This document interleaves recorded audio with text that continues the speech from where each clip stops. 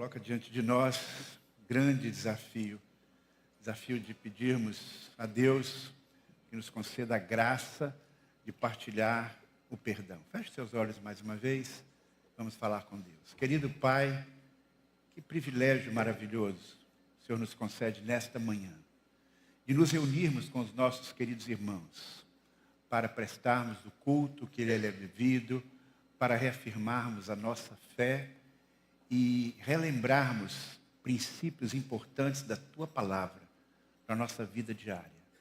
Usa-me agora ao transmitir a Tua Palavra, que eu faça na sabedoria e no poder do Teu Santo Espírito. Em nome de Jesus. Amém.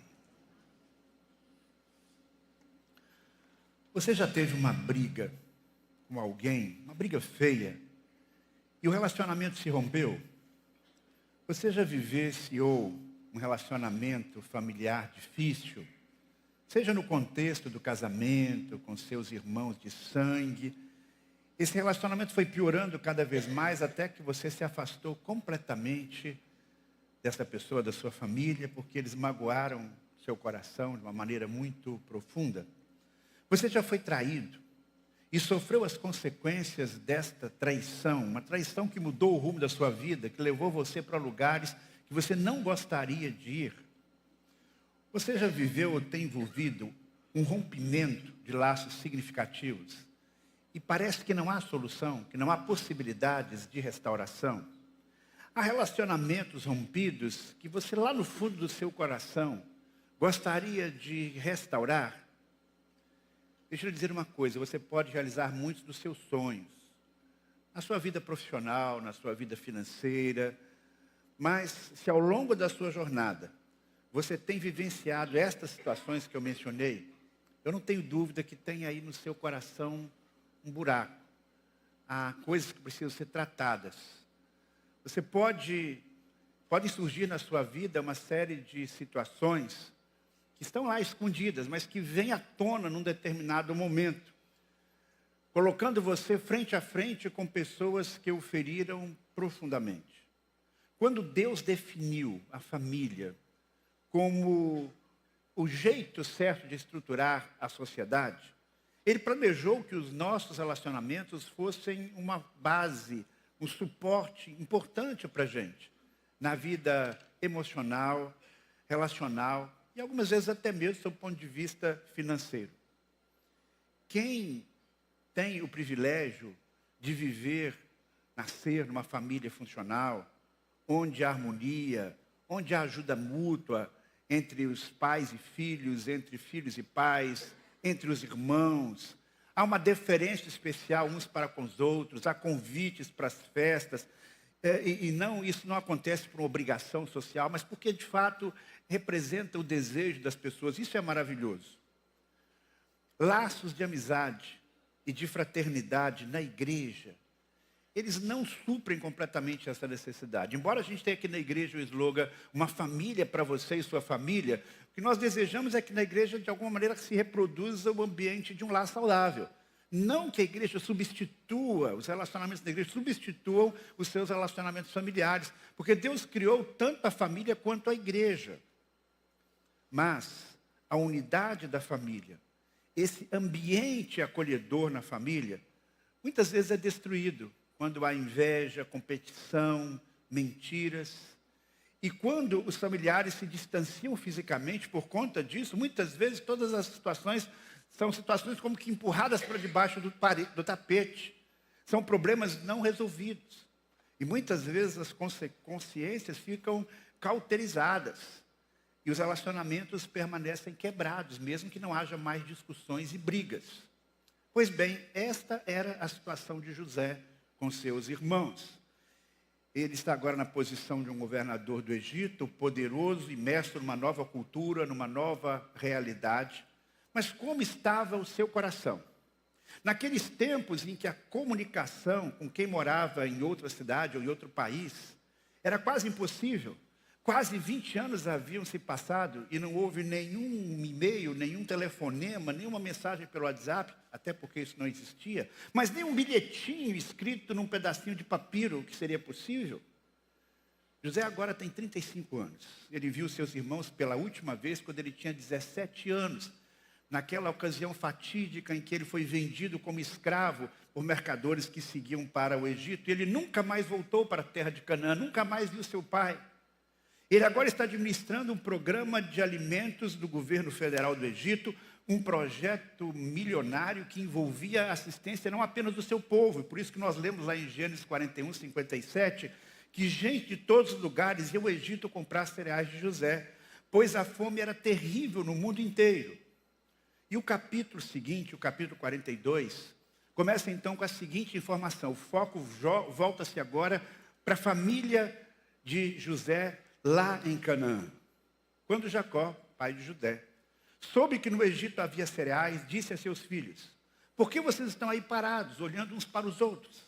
Ouvi dizer que há cereais no Egito. Desçam até lá e comprem cereais em quantidades suficientes para mantermos vivos. Do contrário, morreremos. Estas circunstâncias, então, levaram os irmãos de José para aquele encontro no qual eles jamais imaginavam o que iria acontecer. José mandou todos os seus filhos para o Egito, com exceção do mais novo, Benjamim, que era filho da sua esposa querida, Raquel. Com Raquel ele teve Benjamim, com Raquel ele teve 2 filhos, Benjamim e José. José ele julgava morto, Benjamim ficou com ele, sua querida esposa Raquel também já tinha morrido. Os irmãos deles, os irmãos de José, obviamente não sabiam que ele estava vivo. Talvez imaginassem que já tivesse morrido, quem sabe? Ou então estaria ali perdido no meio daquele grande país, daquela grande cidade para onde eles tinham mandado. Eu imagino que eles tentavam ao máximo esquecer que tinham feito, que tinha um irmão que podia estar vivo. E alguma lembrança daquele fatídico dia, certamente eles tentavam expulsar imediatamente da sua mente. A consciência deles certamente se achava um tanto cauterizada. Será que, quando eles empreenderam a viagem agora para o Egito, obedecendo a ordem de seu pai, eles começaram a pensar novamente em José? Imaginaram que podiam encontrar com ele? Nós não sabemos. Mas e José? Enquanto ele se ocupava na sua vida ali no Egito, com tantas atribuições, cumprindo os seus deveres, será que em algum momento os seus pensamentos se voltavam para o passado e ele ficava imaginando: quando será que os meus irmãos virão aqui? Ou será que os meus irmãos virão aqui? Até que um dia, ele está lá administrando aquela fila enorme de gente e ele vê chegando alguns estrangeiros que, com o seu olhar clínico, ele percebe claramente que vinham de um lugar distante. São camponeses. Aqueles 10 homens, certamente com os olhos arregalados, vendo todo o esplendor do Egito. E eles estão agora diante de um homem que tem uma riqueza colossal e um poder extraordinário. Vamos ver então como foi esse encontro. Quando José olha para os seus irmãos e quando eles olham também para José. Uma vez que José era governador do Egito e o encarregado de vender as cereais a todos, foi a ele que seus irmãos se dirigiram. Quando chegaram, curvaram-se diante dele com o rosto no chão. José os reconheceu de imediato, mas fingiu não saber quem eles eram. E lhes perguntou com aspereza: de onde vocês vêm? Da terra de Canaã, responderam eles. Viemos comprar mantimentos. Embora José tivesse reconhecido seus irmãos, eles não o reconheceram. Por que eles não reconheceram? Porque José estava muito diferente. Eu ia dizer que José quase que tinha feito uma plástica. Porque o pessoal lá da região de Canaã, em outros lugares do mundo, eles usavam barbas. Os homens usavam barba. Todos os homens. Era inconcebível um homem sem a barba. E no Egito era diferente. Nenhum homem usava barba. A maioria deles ficava calvo, colocava ali um pano diferente na cabeça, como a gente vê naquelas imagens. Então, José reconheceu seus irmãos. E eu fico imaginando José olhando para cada um deles e dizendo: ali é Simeão, ali é Rúben, ali Levi, olhando cada um deles. E eles olhando para José, jamais podiam imaginar que estavam diante daquele garoto que eles tinham vendido como escravo tantos anos antes. Por isso José os reconhece, porque de alguma maneira já esperava que um dia eles pudessem chegar ali, porque também a aparência deles, mesmo com o passar dos anos, certamente não tinha mudado tanto. E, obviamente, eles não são capazes de reconhecer José, porque José realmente se coloca na postura de um cidadão egípcio. Ele não fala a língua dos seus irmãos, embora entendesse tudo. Aos olhos dos 10 filhos de Jacó, eles estavam apenas diante de uma grande autoridade, um oficial intimidante e poderoso. E o que aconteceu na mente de José, quando ele está ali se encontrando com seus irmãos? Diz o texto sagrado na sequência que José se lembrou dos sonhos que tivera a respeito deles muitos anos antes. Foi como se fosse um déjà vu. Porque os seus irmãos chegam e se ajoelham diante dele. E ele se lembra então daqueles sonhos em quando o seu feixe estava no centro e os feixes dos irmãos se inclinavam diante do feixe dele. Ele se lembra daqueles sonhos com as estrelas, com o sol, que se voltavam para ele, se encurvando diante dele. Vamos fazer aqui uma pausa. O desejo de Deus é que os irmãos, não só na comunidade de fé, mas na nossa família, no contexto da família, vivam unidos. Quando relacionamentos são quebrados, Deus obviamente se entristece. Deus não planejou isso para nenhum de nós. O desejo de Deus para José não era que ele fosse apenas um grande líder humanitário, que o seu trabalho fosse feito com competência para abençoar tantas pessoas, que ele fosse reconhecido como esse profissional competente. Deus tinha planos para José no contexto da sua família. Deus sabia que lá no fundo do seu coração, havia no coração de José um desejo de restabelecer um relacionamento importante na vida dele que tinha sido rompido. E quando tudo parece perdido e distante, Deus mede as peças da maneira que nós não vemos, conduzindo-nos a situações que nós jamais imaginávamos. O reencontro de José não foi produto do acaso, mas de um plano divino cuidadosamente elaborado. Sabe por quê? E aí vem a primeira lição que eu quero que você guarde consigo nessa manhã. Deus transforma crises em oportunidades de restauração. Deus transforma crises, momentos críticos da sua vida, em oportunidades de restauração. Deus estava por trás de cada detalhe dessa história, inclusive desta crise de fome. O que parecia ser uma tragédia vai se configurar numa situação de possibilidade de restauração, de cura. E eu diria que aquilo que aconteceu na experiência de José continua acontecendo hoje. Você e a sua família, de repente, passam por uma grande crise. Pode ser um problema financeiro sério, uma falência, um problema de saúde grave, um divórcio, uma morte, um acidente terrível. E Deus usa esta situação para trazer para perto de você aquele filho, aquele irmão, aquele cônjuge, aquele pai, aquela mãe, que muitas vezes estava distante. Quantas vezes em um leito de hospital, reencontros significativos acontecem. Reencontros no corredor de uma UTI, aquele velho pai está ali na cama e os irmãos se encontram depois de tanto tempo. Nessas horas, os familiares, que muitas vezes estavam rompidos durante anos, às vezes por uma traição terrível, às vezes por um outro problema, por pequenas rivalidades do cotidiano que não foram resolvidas, se reencontram e pela providência divina inicia-se ali nesse contexto um processo de restauração. Não é o que a gente gostaria que acontecesse, mas é o que Deus provê naquela situação. Eu já vi de perto esse tipo de situação mais de uma vez. Reconciliações que aconteceram nessas circunstâncias difíceis. Deus permite essas crises para nos dar oportunidades de restaurar relacionamentos quebrados. Você já viveu algo assim? Você conhece alguém que já viveu esse tipo de situação? Deus está criando uma oportunidade para aproximar familiares, ou até mesmo iniciar um relacionamento que nunca foi saudável, em novas bases. Deus cria oportunidade de reconstrução, restauração. Deus permite a crise e pode utilizá-la para reencontros inesperados. Mas deixa-me dizer uma coisa, isto não é suficiente. Não basta Deus providenciar aquela situação. É preciso haver, antes de tudo, no seu coração, no coração de cada um de nós, a disposição para perdoar. Porque relacionamentos restaurados são precedidos de perdão. Grave bem essa segunda verdade. Relacionamentos restaurados são precedidos de perdão. Qual foi a reação de José quando ele se encontra com seus irmãos? Quando nós lemos o texto rapidamente, certamente ficamos com aquela impressão de que José não soube como lidar com a situação. Talvez temos a impressão de que não houve um perdão imediato. Afinal de contas, ele nem revelou a sua identidade aos seus irmãos. Ele assumiu a identidade de primeiro-ministro do Egito com todo o poder, sem deixar qualquer pista da sua origem.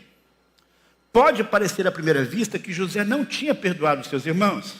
Mas o que acontece em seguida, desenrolar dos outros acontecimentos até o final do livro de Gênesis, mostra claramente que já havia perdão no seu coração, embora ele não tivesse explicitado isso ainda. Eu digo isso porque no reencontro de José com seus irmãos, ele tinha várias opções de reação. Várias opções de reação. A primeira delas, por exemplo, ele poderia ter ignorado completamente, jamais revelando quem ele era, permitindo que comprassem e voltassem para suas casas sem estabelecer nenhum vínculo com eles. Estou lá magoado, tá bom, podem comprar, vão embora o mais rápido possível, a presença de vocês me incomoda, tocam o barco. E guardar para si. E guardar aquela história. E ficar triste, magoado e ver seus irmãos indo embora. Mas José não fez assim. Porque ele tinha um coração perdoador. Ele poderia ter tripudiado sobre os seus irmãos. Uma segunda opção. Humilhado, cada um deles. Sabem quem eu sou? Sabem com quem vocês estão falando? Eu sou José, o irmão de vocês. Lembram dos sonhos? Lembra que vocês zombavam de mim? Ah lá, o garoto sonhador. E agora, veja onde eu cheguei. Vocês estavam ajoelhados aqui, diante de mim. Que farei com vocês, seus traidores? Mas José não fez isso. Porque ele tinha um coração perdoador. Ele poderia também escolhido realmente vingar-se dos seus irmãos. Não apenas tripudiar sobre eles, mas ter uma atitude mais drástica. Ele tinha todas as condições para fazer isso.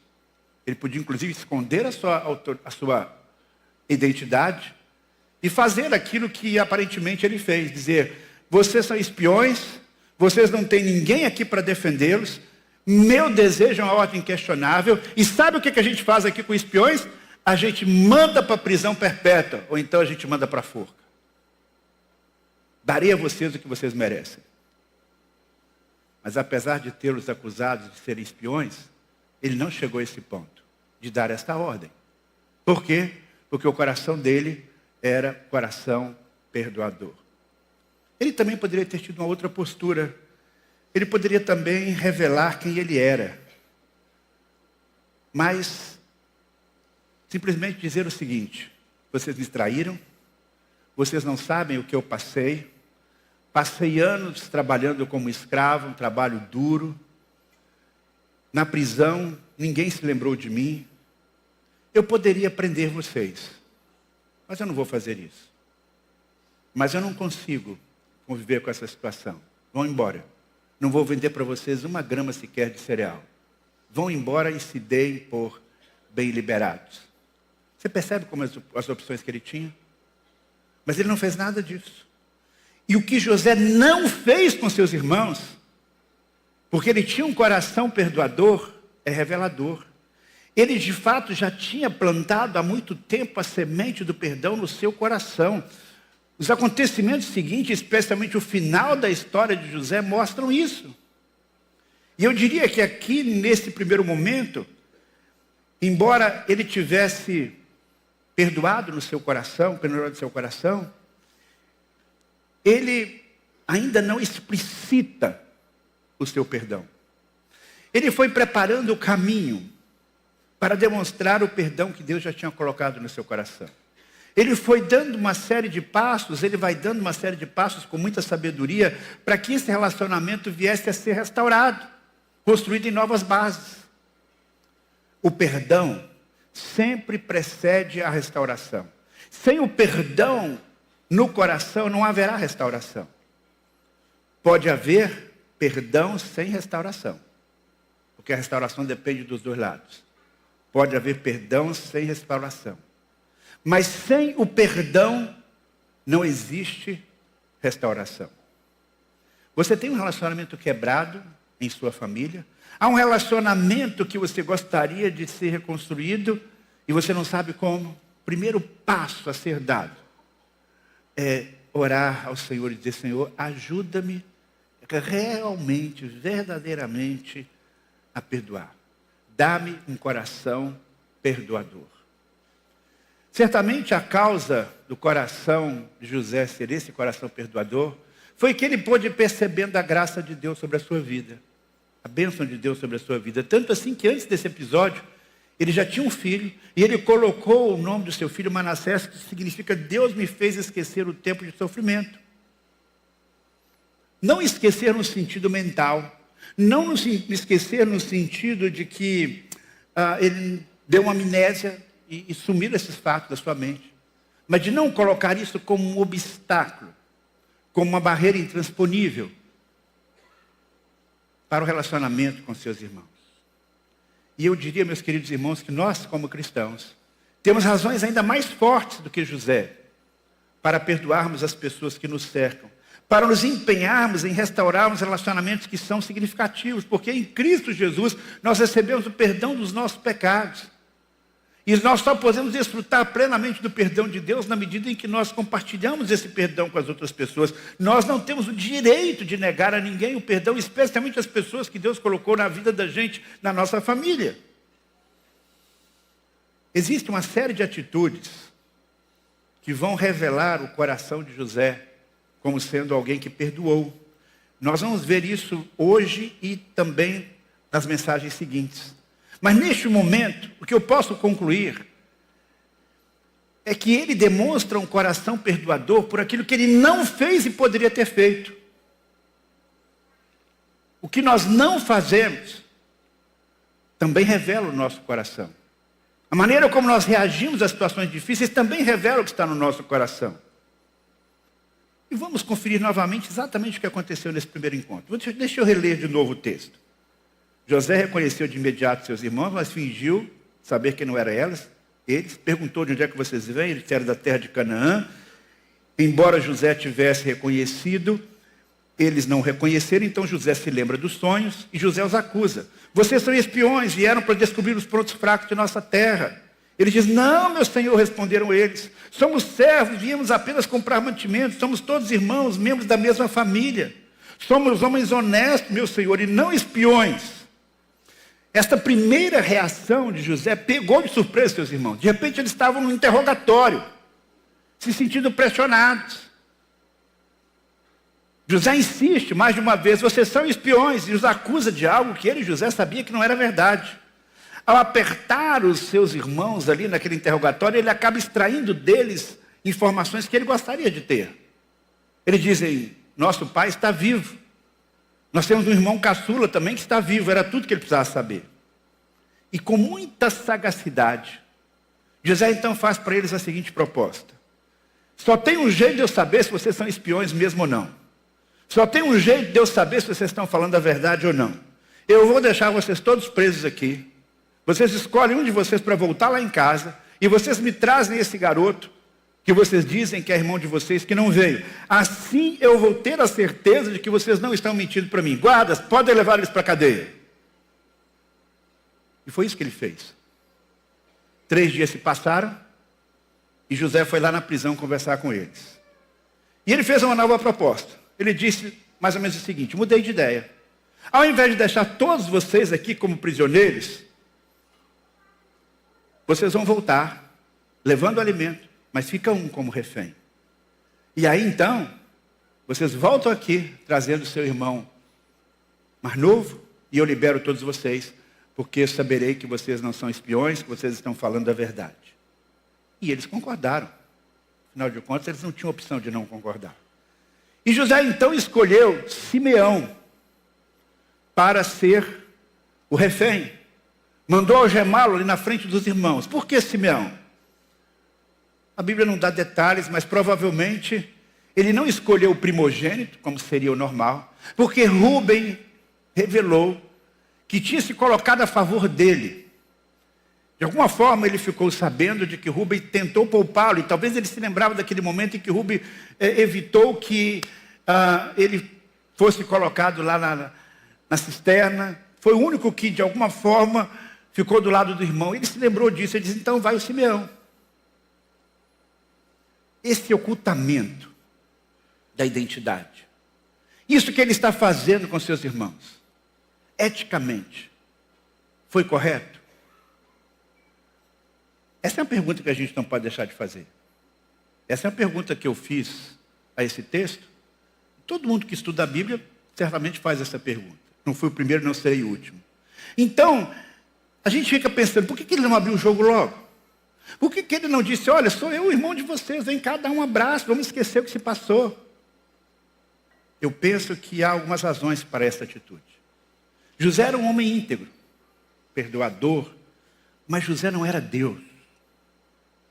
José não tinha como saber o que estava se passando no coração dos seus irmãos verdadeiramente.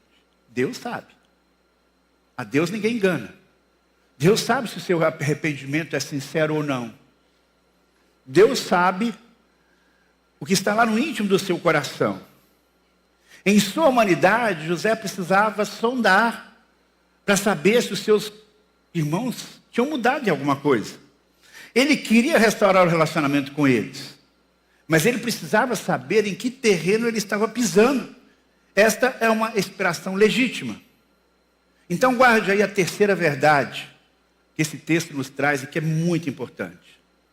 Para que relacionamentos sejam verdadeiramente restaurados, testes podem ser necessários. Para que relacionamentos sejam restaurados, testes podem ser necessários. A razão de José ter feito essa dura proposta, meus irmãos, foi que ele precisava testá-los. Ele testou seus irmãos para discernir se havia mudança no coração deles. Ao acusá-los de ser espiões e impor estas provas e outras, José não agiu com crueldade, embora parecesse agir assim. Mas para observar as suas atitudes, ele agiu dessa maneira. Até que ponto eles tinham mudado? Até que ponto eles agiriam com responsabilidade para depois proteger Benjamim? Algo que eles não fizeram com José. Essa estratégia o ajudaria a confirmar a autenticidade, a sinceridade do arrependimento dos seus irmãos e preparar o terreno para uma reconciliação verdadeira. O perdão pode ser unilateral, sem nenhum pedido de prova ao ofensor. Mas a restauração exige algo mais. Para que um relacionamento seja plenamente restaurado, aquele que oferece perdão, muitas vezes precisa de um tempo. Ele tem o direito de pedir provas àquele que o magoou, que mentiu, que traiu. Ele tem o direito de duvidar se o ofensor de fato não pretende repetir aquele mesmo erro. O perdão pode vir logo, mas a credibilidade demora tempo. Restaurar a credibilidade quando ela foi quebrada, quando há algo sério, quando há uma traição, demanda tempo. E testes nesse contexto são legítimos. Por exemplo, no contexto de uma traição conjugal. São perguntas legítimas, as do tipo, onde você estava quando eu liguei para você ontem à noite e você não atendeu? O cabra já tem um histórico terrível. Qual a senha do seu celular? Por que você mudou a senha? Por que você chegou em casa ontem à noite tão tarde? Quem era aquela pessoa que eu vi lá no WhatsApp e não sei quem é, com uma conversa meio estranha? José precisava saber quem eram os seus irmãos. Para que um relacionamento sólido pudesse ser construído, porque um relacionamento sólido não se constrói em cima de dúvidas, de informações ocultas. Familiares têm direito de checar informações para recuperar a credibilidade. E se você está numa posição de ofendido, ofensor, você tem que se submeter a isso. Especialmente em situações que envolvem traição ou ausência de verdade, como era o caso de José com seus irmãos. Mas há uma outra razão pela qual nós podemos compreender a atitude dura de José. E esta razão é a seguinte: restauração de relacionamentos envolve reconhecimento da culpa. Vou repetir, restauração de relacionamentos envolve reconhecimento da culpa.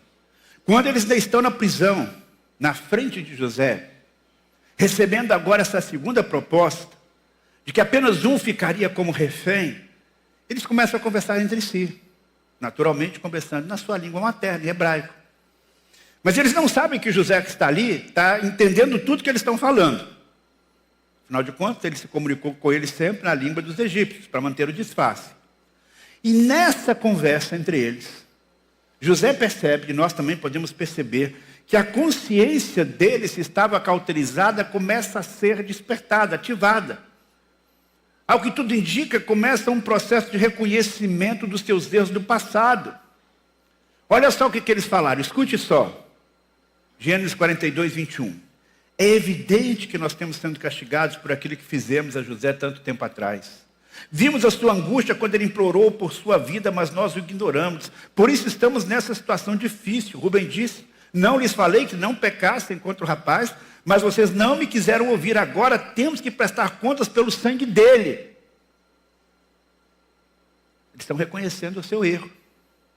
Ao serem confrontados naquela situação, os irmãos começam a reconhecer a sua culpa, o que é essencial para a restauração do relacionamento. O silêncio e a postura dura de José propiciaram essa reflexão, abrindo assim o caminho para a restauração. Eu não tenho dúvidas que foi Deus mesmo que orientou José nessa direção. Ele jogou duro, sim, mas foi necessário para que seus irmãos pudessem reconhecer os seus pecados e mais tarde confessá-los. Eles sentem que estão tendo uma justa retribuição, que está sendo aplicada por Deus uma penalidade e eles não questionam a Deus por isso. Eles admitem, aliás, disse alguém, que é o único caso de reconhecimento de culpa que nós encontramos no livro de Gênesis. Portanto, José não agiu assim por vingança. Repito, seu coração era perdoador. Ele agiu com sabedoria. Ele queria se revelar aos seus irmãos, mas entendia que não era o momento. E para conseguir compreender quem eram seus irmãos, e para ajudá-los a reconhecer a culpabilidade dele, ele agiu dessa forma. E a reação dos irmãos mostra que ele estava no caminho certo. Quando os testou, eles não ficaram dando desculpas entre si, mas eles de fato admitiram o seu erro. E este teste, então, tem aprovação divina, porque o objetivo foi alcançado. E a restauração do relacionamento vai acontecer posteriormente num nível ainda muito mais profundo em relação a tudo aquilo que eles já tiveram antes, quando eles moravam na mesma casa. Em último lugar, a restauração de relacionamentos é frequentemente um processo doloroso, muito doloroso. Quando as ofensas são muito fortes, quando as feridas são profundas, quando há ali a quebra de uma confiança, o processo de restauração é doloroso. Veja só a reação de José quando ele escuta aquela conversa dos irmãos. Veja só o versículo seguinte. José se afastou dos irmãos e começou a chorar. Quando se recompôs, voltou a falar com eles. Ele vendo aquela situação, seu coração se aperta. Ele vai para uma outra sala. Ele sai da presença dos irmãos e ele começa a chorar. O que esse choro de José revela? É um choro que traz à memória tudo aquilo que ele tinha vivido. Aquela lembrança, aquela dor antiga. Porque por mais que ele tivesse prosperado, a situação de abandono familiar não tinha sido completamente curada no seu coração. É um desabafo emocional, revelando uma ferida ainda profunda, embora ele já tivesse perdoado seus irmãos. É um choro ao mesmo tempo de compaixão e de empatia. Ao perceber que os irmãos estão num processo de reconhecer a sua culpa, isso toca o coração dele, porque significa que Deus estava trabalhando neles. O silêncio, ao invés do confronto, mostra que está se processando internamente e que o que ele ouve ali naquela conversa. O choro, como tenho dito, também revela o perdão. Não é um choro de raiva, mas é de alguém que está amolecendo por dentro, antes do momento da revelação. Deus estava preparando José para uma reconciliação verdadeira e não para uma reconciliação superficial. E por fim, é um choro que revela maturidade espiritual. Em vez de agir impulsivamente, José se retira, chora, pede a Deus forças, respira fundo e volta à cena. Isso demonstra domínio próprio e sensibilidade espiritual. Ele não age simplesmente ao calor das emoções. Esses foram os primeiros passos na longa caminhada para a restauração plena dos relacionamentos. Esse processo ele fecha lá no último capítulo, no capítulo 50 de Gênesis. Relacionamentos quebrados, ou que nunca foram saudavelmente construídos, podem ser restaurados, ou podem ser construídos, com a ajuda de Deus e com a nossa resposta correta. Eu quero que você pare agora e reflita sobre as seguintes questões. Será que eu preciso iniciar o processo de restauração no meu relacionamento com alguém, mas ainda estou guardando mágoas? Não consigo me libertar delas? Eu posso perceber nas crises oportunidades para iniciar um processo de restauração em minha família? De repente Deus está agindo e eu não percebi? Eu tenho tomado medidas concretas para recuperar a credibilidade dos meus relacionamentos familiares? Eu confronto quando é necessário? Eu me submeto à confrontação? Eu tenho permitido que o Espírito Santo me revele onde tenho errado? Que culpas carrego sem confessá-los? E assim iniciar o processo de restauração? Pense nisso. Coloque isso diante do Senhor. E que Deus nos abençoe. Amém. Pai do céu, teu recado foi transmitido. Que o teu Santo Espírito esteja trabalhando em cada coração. Daqueles que estão aqui no templo, dos que nos acompanham pela internet. Promovendo, Senhor, um processo de restauração. A partir do perdão. Perdão que recebemos e que temos, ó Pai, a responsabilidade de partilhar com outros. Ajuda aqueles que estão buscando um processo de restauração, concedendo-lhes muita sabedoria, para que esse objetivo seja plenamente alcançado. Em nome de Jesus. Amém.